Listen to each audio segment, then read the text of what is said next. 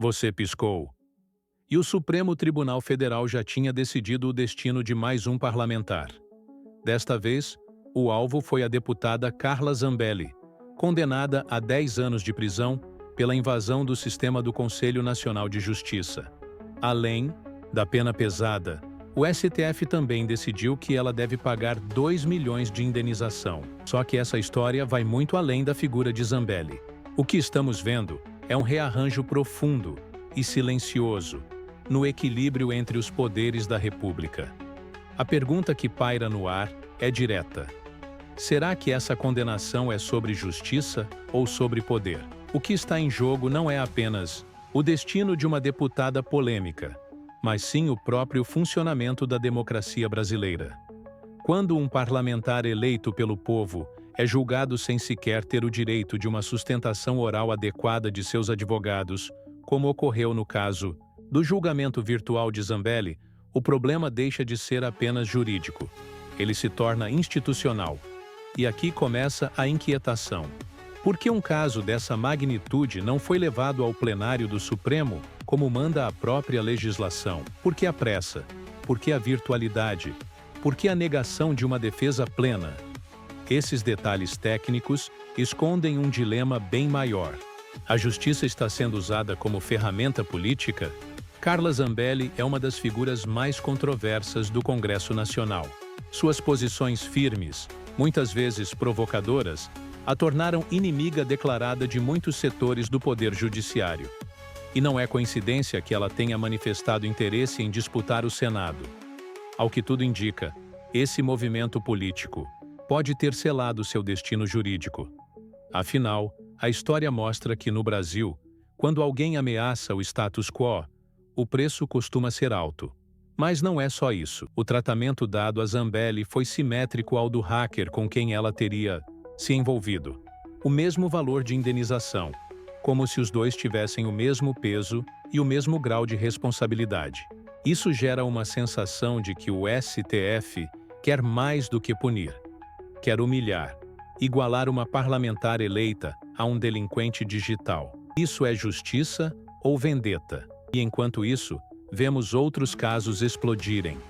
Decisões sendo tomadas em turmas, do STF em vez do plenário, investigações contra outros deputados ganhando fôlego, e até o julgamento de ações que, segundo a Constituição, não deveriam estar no colo do Supremo, mas sim sob análise do Congresso.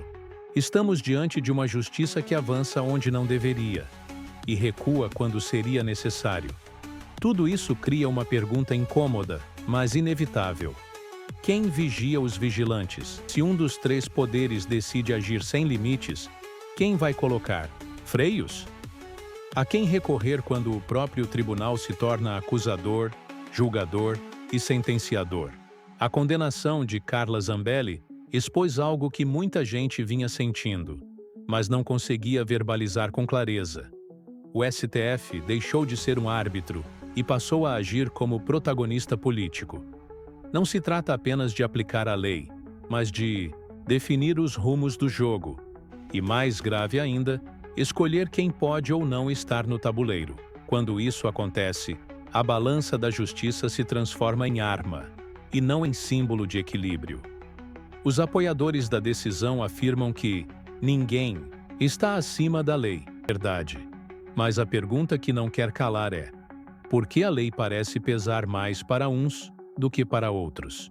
Onde estava essa mesma rigidez quando ministros eram flagrados em encontros políticos ou quando ações contra aliados do poder simplesmente mofavam nas gavetas da justiça? O que se viu com Zambelli foi um julgamento célere, rígido, quase exemplar. O tipo de julgamento que serve mais para dar um recado do que para fazer justiça. E o recado foi entendido.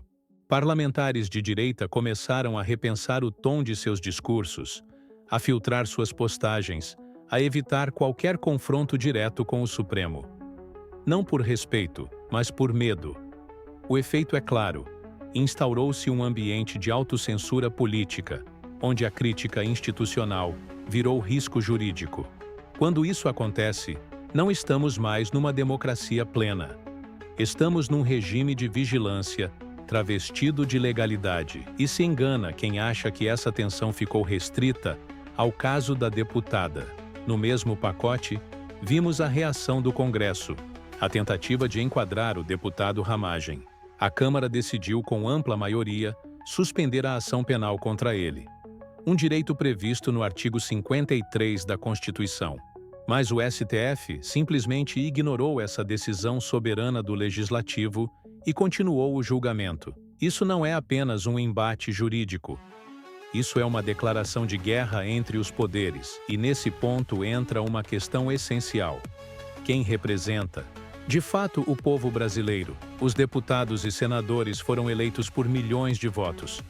Já os ministros do Supremo não passaram pelo crivo das urnas, mas agora parecem ter mais poder que todos os parlamentares juntos. Quando a vontade popular expressa no voto é atropelada por decisões de uma corte que não presta contas a ninguém, o Estado de Direito começa a rachar por dentro. O relator Alfredo Gaspar foi direto ao ponto. Não se trata de defender Ramagem ou Zambelli, mas de proteger o Congresso de se tornar irrelevante, porque hoje é um deputado de direita. Amanhã pode ser qualquer um. E se a Câmara não reage agora, não terá moral para reagir depois. O tempo da conciliação já passou. Chegou o momento da definição. E nesse momento, uma proposta ganha força nos bastidores de Brasília. Uma anistia ampla, geral e constitucional. Um projeto que, se aprovado via emenda constitucional, não pode ser derrubado nem mesmo pelo STF. Essa seria a resposta institucional mais dura que o Legislativo pode dar. Uma resposta que gritaria: aqui também há poder, e não vamos mais abaixar a cabeça. Se você acha que esse debate precisa sair dos bastidores e ir para as ruas, agora é a hora. Deixa nos comentários. Você acha que o Congresso deve reagir ao STF? Ou acredita que o Supremo está apenas cumprindo seu papel? E claro, se esse conteúdo está fazendo sentido para você, se inscreva aqui no canal, porque enquanto muita gente passa pano, a gente passa a limpo o que realmente está acontecendo no Brasil. O caso de Carla Zambelli é mais do que um episódio judicial. Ele é o sintoma de um problema estrutural que se espalhou pelo Brasil. O desequilíbrio entre os poderes. Quando o Supremo Tribunal Federal transforma julgamentos em demonstrações de força e o Congresso hesita em reagir. O que está em jogo não é apenas o destino de um deputado ou outro, é a sobrevivência da própria democracia representativa. Não se trata aqui de inocentar ou culpar Zambelli, Ramagem ou qualquer outro. O centro do debate é o método. O Supremo hoje atua com critérios opacos. Decisões muitas vezes tomadas em turmas de 3 ou 5 ministros, sem transparência, sem contraditório completo, e com prazos e prioridades que parecem escolhidos a dedo. Enquanto isso, o Legislativo, eleito para representar a população, vai sendo empurrado para a irrelevância institucional. E muitos parlamentares aceitam esse papel passivamente, desde que seus próprios interesses estejam protegidos. Mas, e quando essa blindagem individual não funcionar mais? E quando for a vez deles? Essa é a encruzilhada onde estamos. O Brasil está diante de um impasse. Ou os poderes se reconhecem mutuamente como iguais, com seus limites e atribuições respeitados.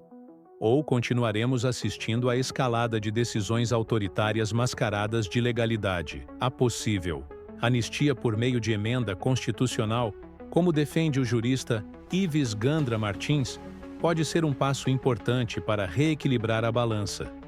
Não por beneficiar este ou aquele político, mas por afirmar uma verdade fundamental. Nenhum poder pode tudo. O Legislativo também é guardião da Constituição e não pode abrir mão desse papel por conveniência ou medo. O Parlamento não é um apêndice do Judiciário, é sua contraparte. E se ele não se posicionar agora, talvez nem tenha chance de fazê-lo no futuro. A crise entre STF e Congresso é só a superfície de algo maior. Está em jogo a autonomia dos poderes, a liberdade de representação política e o próprio sentido do voto. Porque, no fim das contas, se quem decide tudo é um grupo de ministros que ninguém elegeu, A pergunta que fica é simples: para que serve a democracia? Se esse vídeo te ajudou a entender melhor os bastidores dessa crise, compartilha com alguém que ainda acha que isso é apenas mais uma polêmica. Comenta aqui embaixo se você já sentiu que as instituições estão deixando de ouvir o povo. E conta pra gente, o que você aprendeu com esse caso?